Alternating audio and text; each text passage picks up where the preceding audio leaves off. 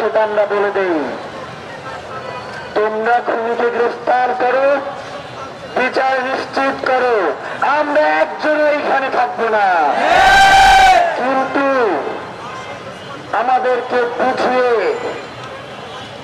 আশ্বাস দিয়ে ছল চাতুরি করে আমাদের কাউকে এই খান থেকে সরানো যাবে না। আমরা পৃথিবীর সন্তান, আমরা এই বাংলার লড়াকু সন্তান। শুধুমাত্র কারো পক্ষাবলম্বন করে, অন্ধবিশ্বাস করে সে যদি আপনার বাপ হয় তার পক্ষে যাবেন না। আপনার স্বাধীনতা সার্বভৌমত্ব বিনষ্ট হতে পারে এমন কাউকে আপনারা ক্ষমতায় আনবেন না। বিএনপি, জামাত, এনসিপি সহ সকল রাজনৈতিক দলকে আমরা অনুরোধ জানাই,